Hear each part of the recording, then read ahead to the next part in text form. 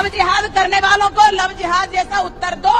अपने घर में हथियार रखो, कुछ नहीं तो सब्जी काटने वाला चाकू जरा तेज रखो।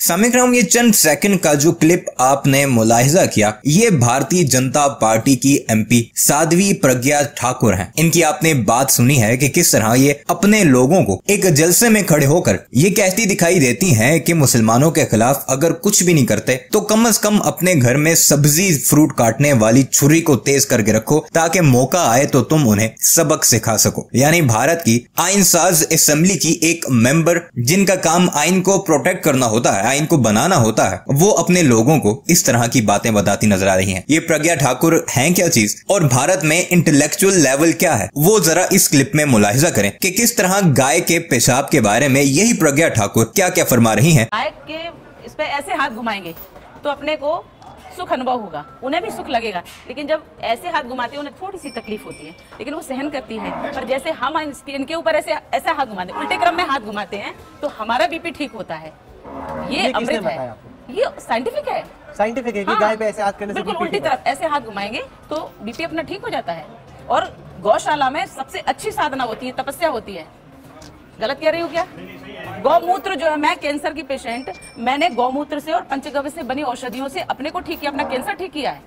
आप कह रही हैं कि गौमूत्र खाने से आपका कैंसर चला गया? हाँ, गौमूत्र और पंचगव्य से बनी औषधि। पंचगव्य का अर्थ है गाय, गौघृत, गौदुग्ध। तो आपने इस क्लिप में मुलाहिजा किया कि गाय के पेशाब और गोबर की करामात बताई जा रही हैं। अहम बात यह है कि बाद में जब तहकीकात की गई तो ये प्रज्ञा ठाकुर जो कहती हैं कि मेरा कैंसर इस पेशाब पीने से ठीक हुआ है, तो आगे जाकर जब तहकीकात की गई तो पता चला कि इन्हें कोई कैंसर की बीमारी थी ही नहीं। यानी अपने लोगों को इस तरह उल्लू बनाया जाता है और फिर इनके जो सो कॉल्ड इंटेलेक्चुअल्स हैं जैसे गौरव आर्य वगैरह, वो आकर पाकिस्तान को ये कहते हैं कि आपके मुल्क में तो किताब पढ़ने का रिवाज ही नहीं, पाकिस्तान में तो सारे जाहिल रहते हैं वगैरह वगैरह। जबकि इनके इंटेलेक्चुअल जो कि असेंबली में बैठे हुए हैं और भारतीय जनता पार्टी के लीडरान हैं, उनका ये हाल है जो आपने मुलाहिजा किया। लेकिन आगे चलकर आपको इनके इस बयान का जवाब भारत ही के एक हिंदू नौजवान की जुबानी सुनाएंगे, कन्हैया कुमार, जो कि नरेंद्र मोदी को एक आंख नहीं भाते और उनके खिलाफ कई मुकदमात भी नरेंद्र मोदी सरकार की मदीयत में बनाए गए हैं। कई बार उन्हें जेल में भी ठोंसा गया है क्योंकि वो मुसलमानों के हक की बात करते हैं। इतना जबरदस्त और क्लासिक जवाब आपने शायद इससे पहले ना सुना हो कि एक नौजवान कैसे नरेंद्र मोदी सरकार को आईना दिखाता नजर आ रहा है। एक इस तरह के बयानात पर जो उनकी सरकारी पार्टी दे रही है कि अपने पास हथियार रखो और मुसलमानों को मारो, और दूसरा जो चाइना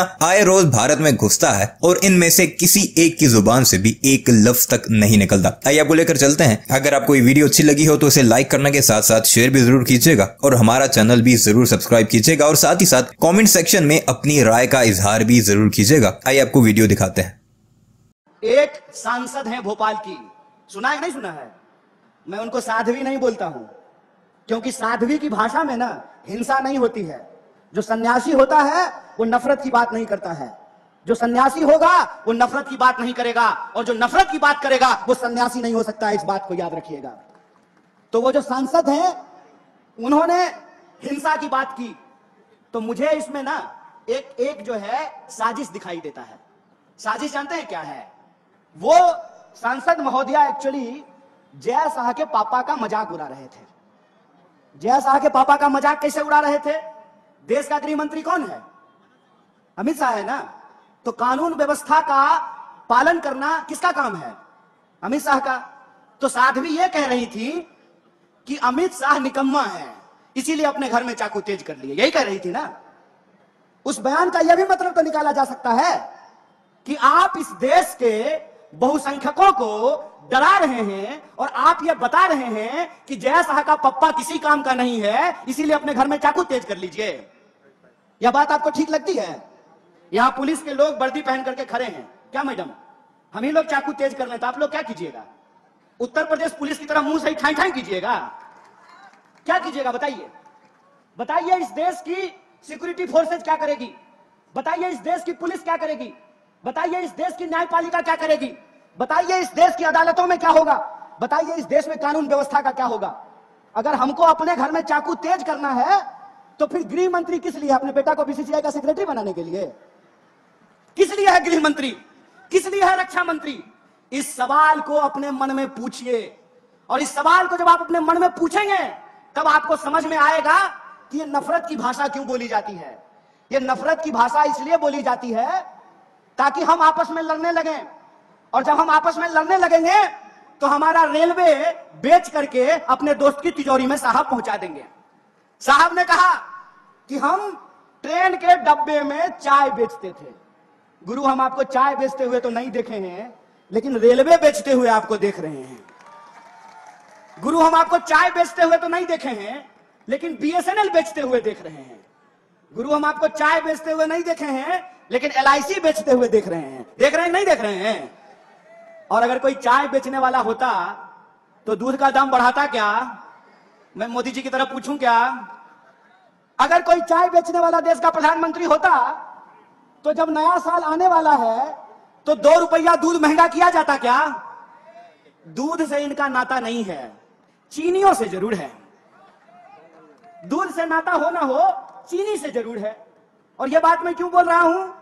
पहली बार ऐसा हुआ है कि कोई हमारे यहां आ गया, गलत किया।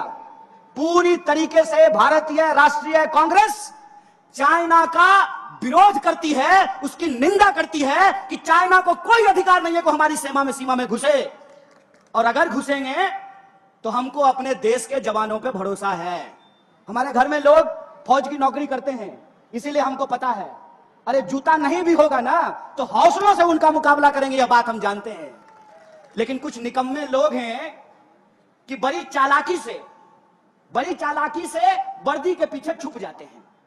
कभी वर्दी को बदनाम कर देते हैं, कभी वर्दी के पीछे छुप जाते हैं।